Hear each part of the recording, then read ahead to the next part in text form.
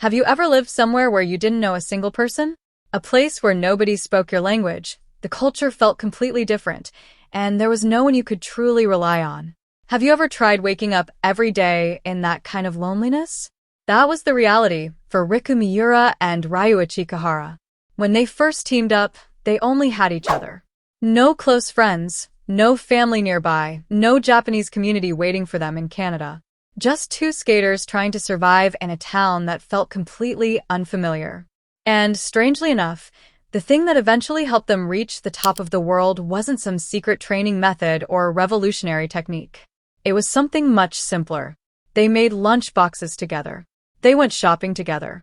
They repeated those tiny, everyday routines for 7 straight years. And today, we're talking about why those ordinary moments became the foundation of an Olympic-level partnership. Oakville was quiet, safe, and peaceful. A small Canadian town just outside Toronto filled with lakeside paths, calm neighborhoods, and shopping malls crowded with families on weekends. But for Riku and Ryuichi in 2019, Oakville felt completely empty. There wasn't a single familiar face around them. Riku arrived there alone from Hokkaido at only 17 years old. Ryuichi, already 26, had spent years searching for the right partner before finally ending up in the same town. They officially formed their pair team in August of 2019, and almost immediately they realized something important. Outside the rink, they only had each other. There were barely any places where Japanese was spoken. No childhood friends.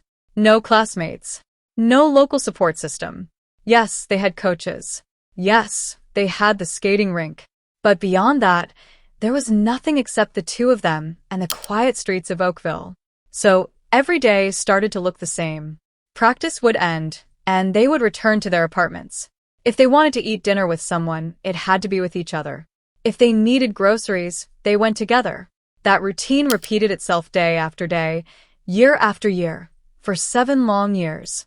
And that's why today's story isn't really about medals or glamorous performances. It's about lunchboxes and shopping malls. It's about the quiet routines that slowly built one of the strongest partnerships in figure skating. First, let's talk about the lunches. Ryuichi Kahara can cook. That's been mentioned many times by people around him. He knows how to use a pressure cooker, he makes curry regularly, and he spends a lot of time in the kitchen. Riku, on the other hand, has admitted she isn't very confident when it comes to cooking. Ryuichi even bought her a rice cooker once, but she barely used it. She could make omuris, but beyond that, cooking was never really her thing. That difference created a natural rhythm in their lives. Ryuichi cooked. Riku ate. It sounds simple, but when something that small gets repeated every single day for 7 years, it stops feeling special and starts becoming normal. It became normal for Ryuichi to stand in the kitchen. Normal for Riku to ask what was for dinner. Normal for him to answer, "How about curry again?" and for both of them to laugh about it. That kind of comfort only exists between people who know each other deeply. You don't casually ask strangers what they feel like eating. Around people you're nervous with, you just say, "Anything is fine." But when a relationship becomes natural, honesty appears. Sometimes they even brought homemade lunchboxes to the rink instead of eating out. Imagine that scene for a second. 2 Japanese skaters sitting inside a Canadian training facility, opening carefully prepared bento boxes while surrounded by Canadian coaches and athletes speaking English all around them. Maybe inside those lunch boxes was leftover curry. Maybe it was something Ryuichi made early that morning. Whatever it was, those meals meant more than food. They were proof that somewhere in that unfamiliar country, they still had a place that felt like home. And the deeper meaning behind Ryuichi cooking every day goes even further. He once said that he wanted to keep checking things for both of them. He checked Rika's luggage, reminded her when she forgot things, and handled small details in their daily life. That same caring attitude appeared in the meals he made. What should she eat before practice? What foods would help her recover afterward? How tired was she today? Cooking for someone means constantly thinking about them. Every single time he stood in the kitchen, Ryuichi was quietly thinking about Riku. And over time, that care turned into trust. Riku is also someone who expresses her emotions honestly. She gets excited easily, jumps with happiness after victories, and openly shows joy when something makes her happy. So when she ate Ryuichi's food, you can almost imagine her smiling and saying, "This is really good." Maybe she asked him to make it again the next day. And hearing that probably sent him right back into the kitchen. That cycle repeated for 7 years. One person quietly taking care of someone, the other openly appreciating it. A cook and someone happy to eat. Those small interactions became the emotional foundation of their relationship. Then there were the shopping malls. The mall became their connection to the outside world. Because honestly, going back and forth between the rink and their apartments every day could feel suffocating, especially in a town where they knew absolutely nobody. So they walked through malls together. They looked at clothes, cosmetics, and random everyday products. Nothing glamorous. Just normal shopping trips. But inside the context of Oakville, even those ordinary moments carried emotional weight. Picture it. 2 Japanese skaters walking side by side through a Canadian mall while English conversations echo all around them. Store employees speaking quickly, strangers passing by, different cultures blending together. And in the middle of all that noise, only the 2 of them are speaking Japanese. What do you think about this? Does it look good? It's expensive, but kind of cute. Those tiny conversations became like a little island in the middle of a foreign sea. A reminder that even if the entire town felt unfamiliar, they still had each other. For Riku especially, those shopping trips probably meant everything. Imagine being a teenage girl living overseas without your family or closest friends. Back in Japan, you would go shopping with classmates or relatives. But in Oakville, the only person beside her was Ryuichi Kahara. So naturally, they went everywhere together. At first, maybe that closeness was simply necessary. But when something continues for 7 years, necessity slowly transforms into choice. Even when other options eventually appeared, they still kept choosing to spend time together. Because by then, being together had become normal. Imagine one winter evening inside an Oakville mall. Outside, snow is falling and the temperature is below freezing. Christmas decorations glow softly around them. Rika suddenly stops in front of a store window. Ryuichi waits a few steps behind her. She turns around and says something. He answers. Then both of them laugh. Nobody around them recognizes who they are. No one knows they're elite athletes. No one knows they're future medalists. To everyone else, they're just 2 ordinary Japanese people walking through a mall together. And honestly, maybe that anonymity felt freeing. At the rink, they were always Riku and Ryuichi. There were expectations, pressure, and constant evaluation. But inside them all, they could simply exist as 2 normal people. No medals, no rankings, no pressure. Just 2 people sharing quiet moments together. And maybe that ordinary life became the real reason they could survive the extraordinary pressure of elite skating for so many years. In a town where they didn't know a single person, Rikumiura and Ryuichi Kahara slowly open up to each other through the smallest, everyday moments.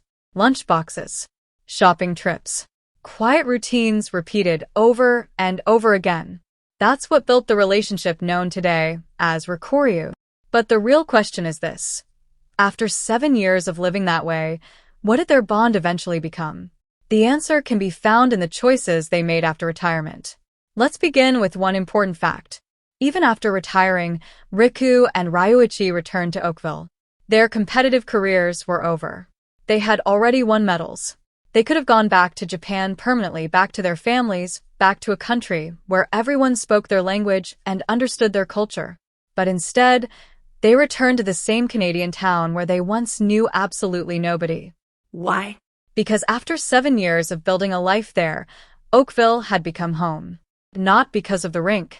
Not because of medals or training facilities, but because that town held the routines that shaped their lives together.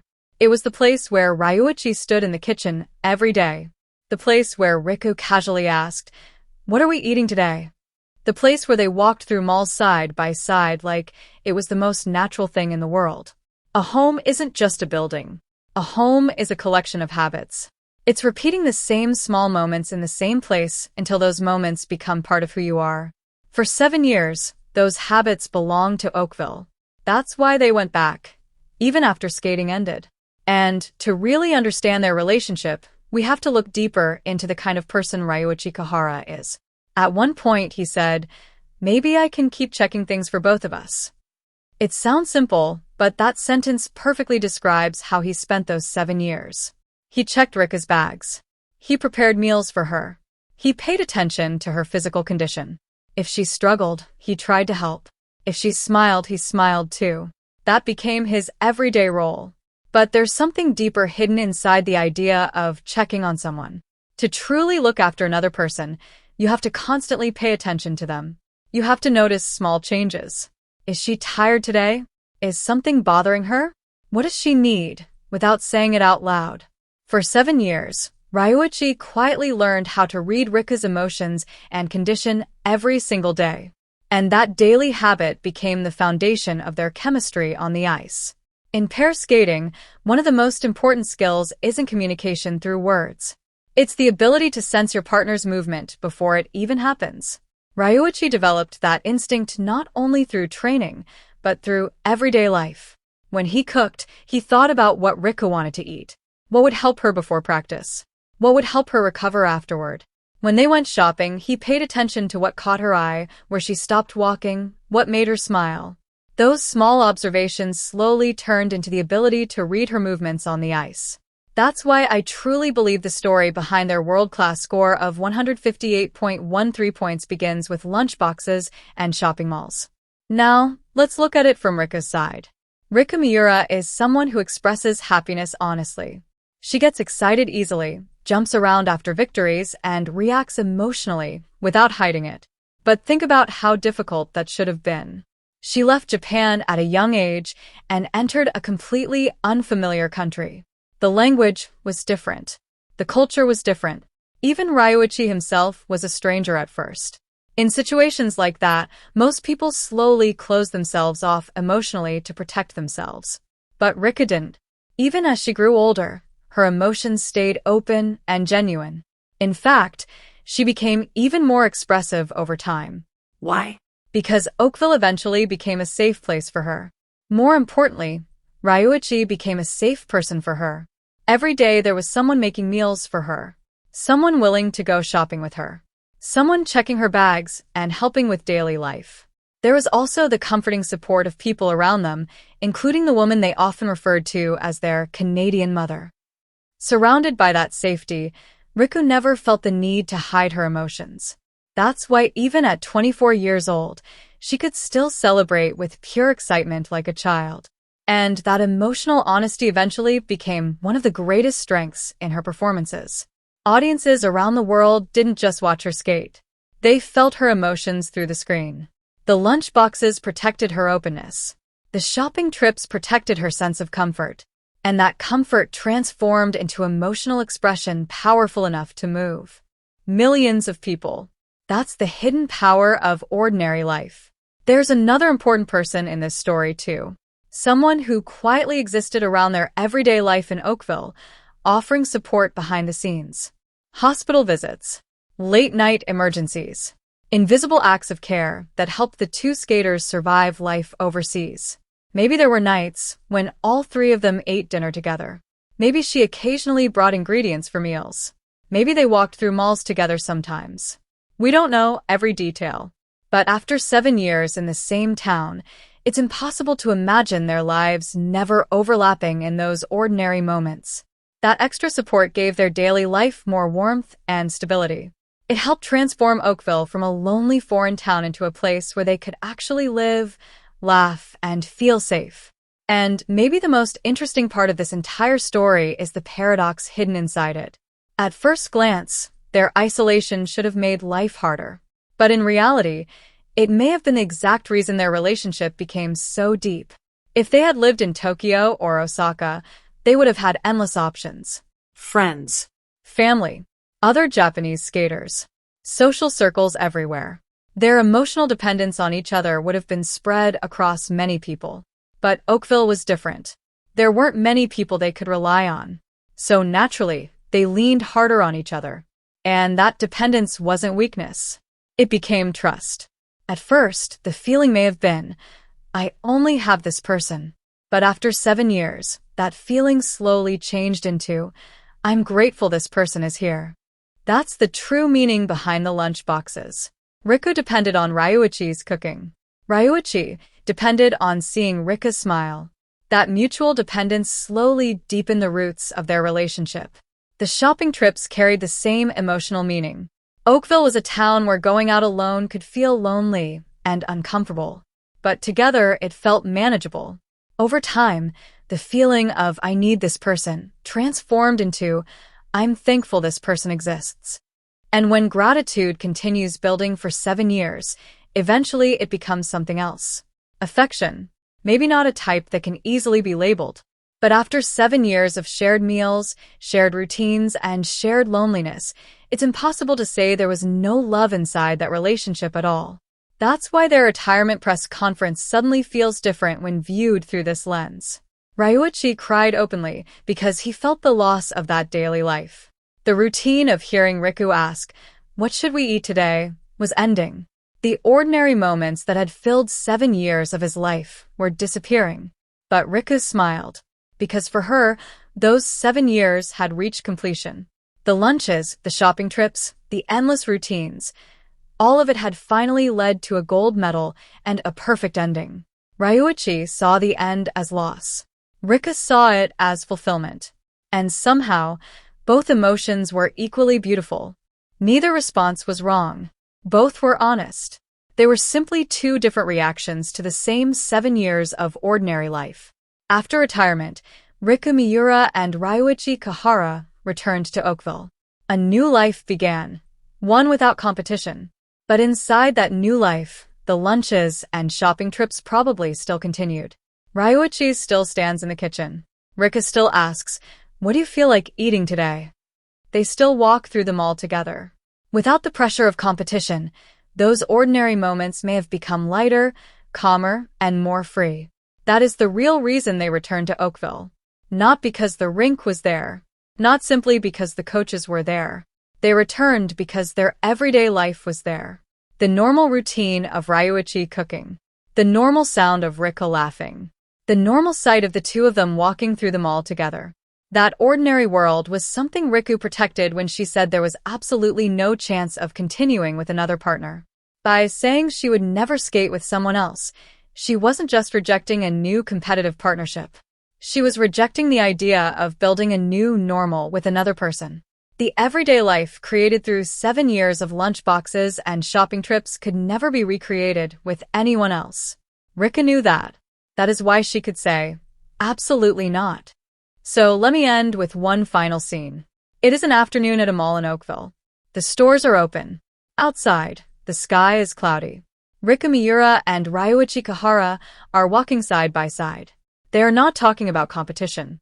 They are not talking about retirement. Riku stops in front of a small shop window.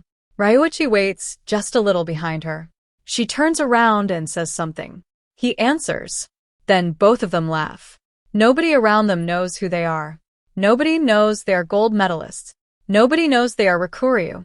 To everyone else, they are simply two Japanese people walking through a mall. But they know each other. They came to a town where they didn't know a single person, and over 7 years, through lunchboxes, shopping trips, and countless ordinary days, they became the one person the other truly knew. That is everything. More than the gold medal. More than 158.13 points. More than the tears at the retirement press conference. The heart of Rikumiura is this simple truth. In a town where they knew nobody, they came to know each other. Through cooking. Through shopping.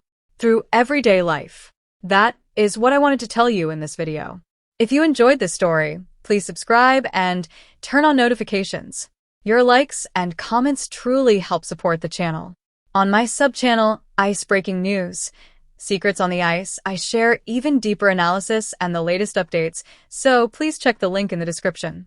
Next time, we will look at the real reason Ryuichi Kahara broke down in tears at the retirement press conference, using multiple statements and 7 years of everyday life to understand what was hidden beneath those tears.